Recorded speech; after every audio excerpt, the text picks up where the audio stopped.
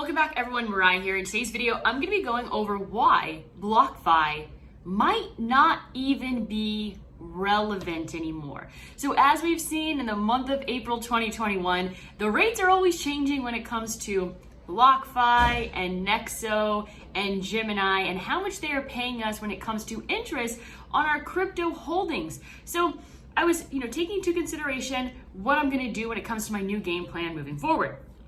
And in between the chaos this morning of there being a lizard in my house and I'm afraid of nothing except lizards and snakes, and I swear my friend got the lizard out of my house 2 or 3 days ago and the same one came back. And I know it's the same one because he hangs out in the same spot every single time. I moved the curtain and he fell in my hair. So it's been a really challenging day for me to get out a video, but I'm gonna make this video and then I'm gonna get the hell out of my house.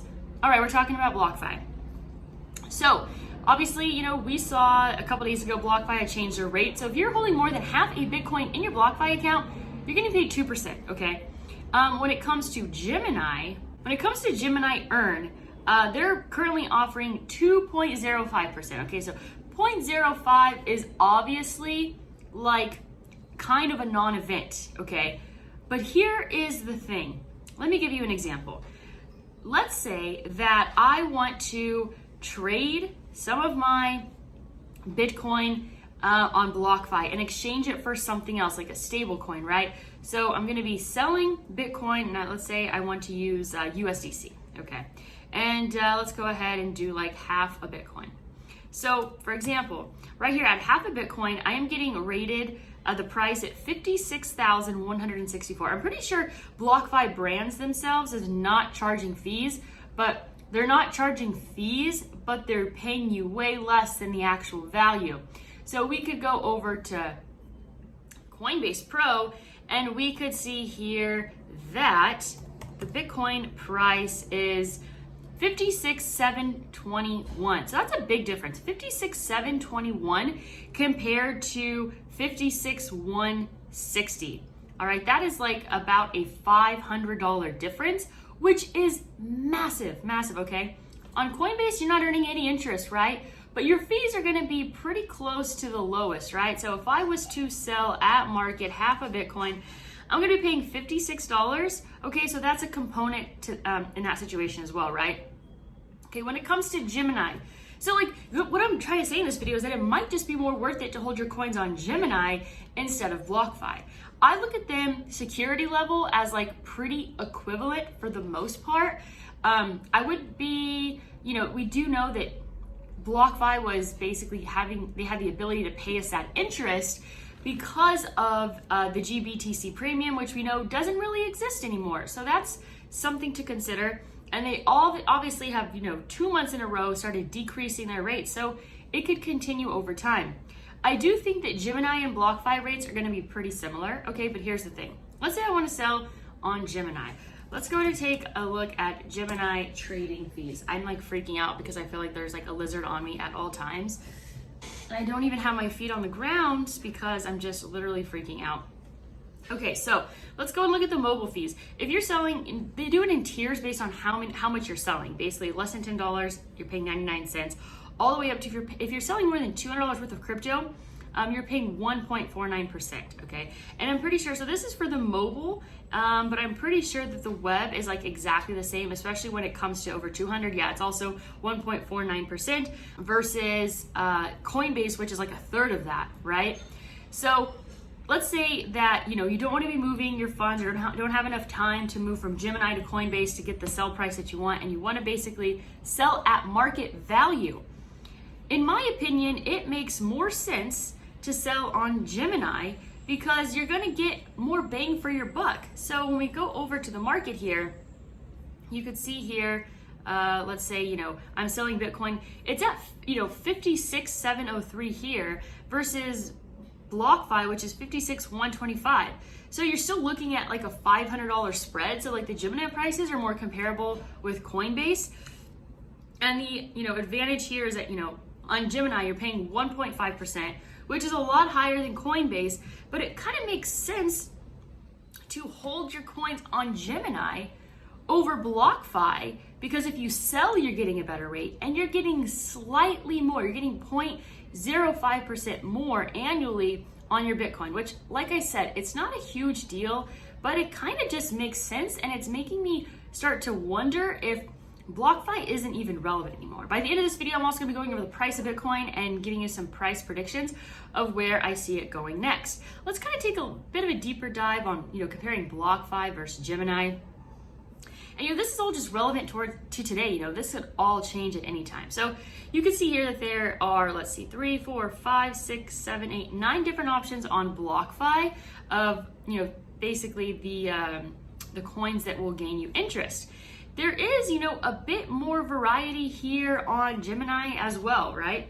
We have Chainlink, Uniswap, SNX. So there are, even though that they're pretty low rates for some of them, that between like 1% and 2%, you still have a lot more options on Gemini than compared to Blockfi.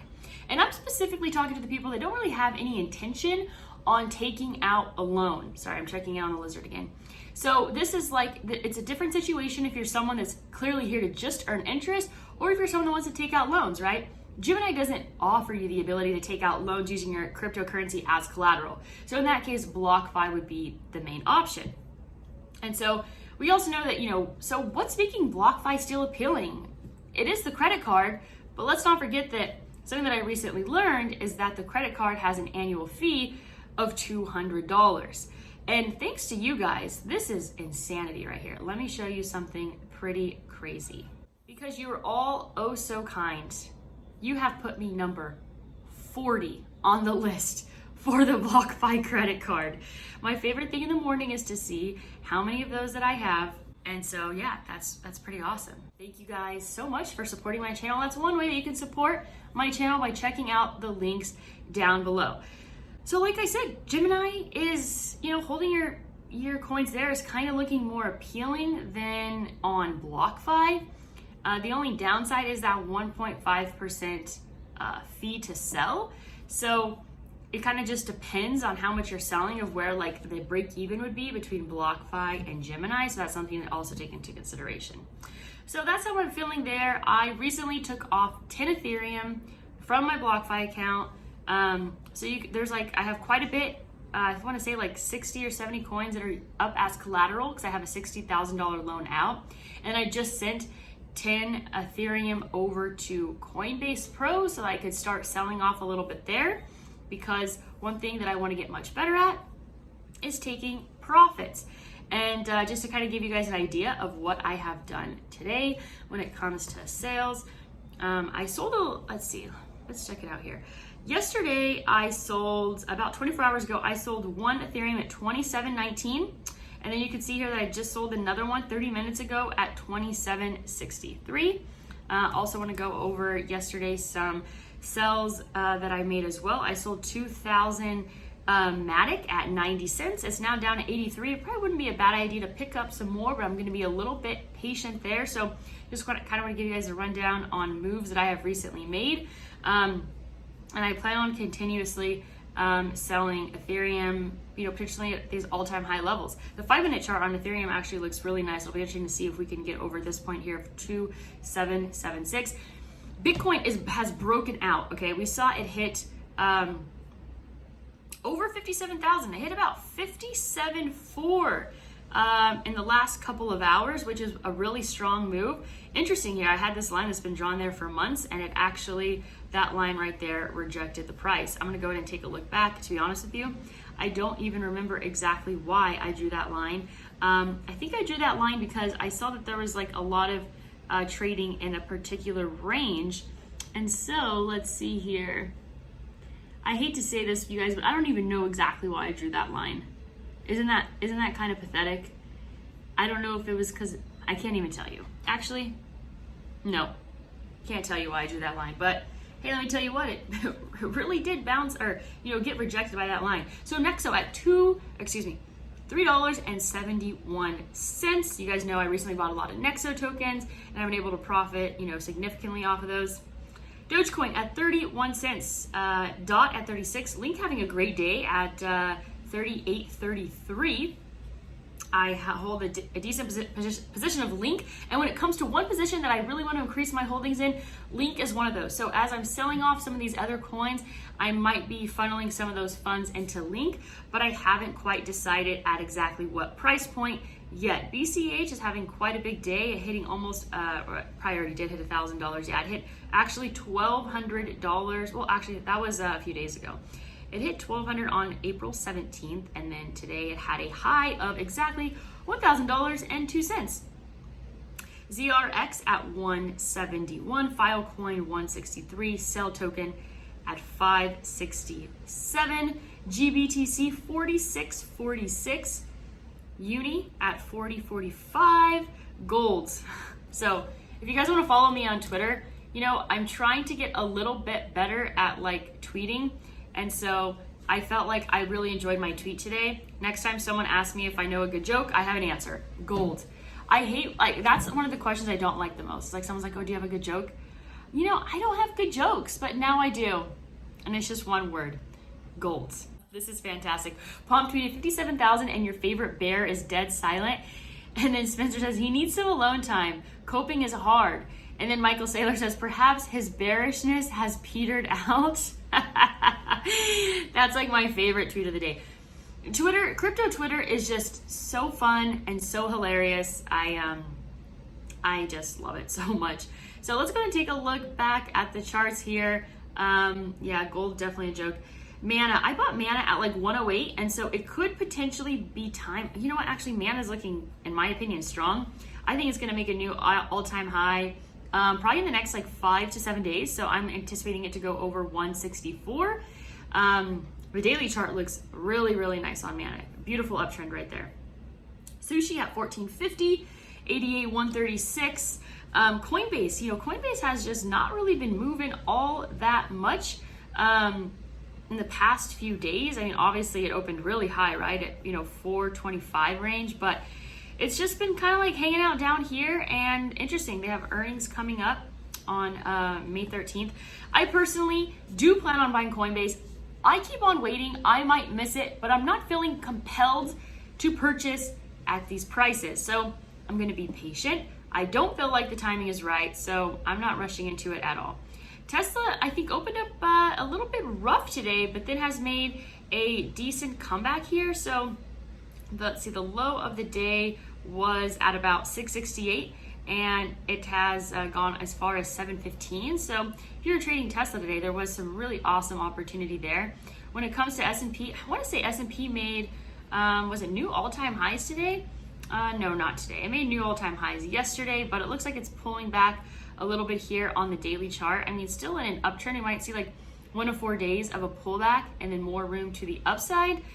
You know, I think that Bitcoin and the crypto space and the stock market, especially like SPY, are going to top around the same time. I anticipate that to come late summer, early fall. You know, that's just from a timing perspective of how long the bull runs last in cryptocurrency.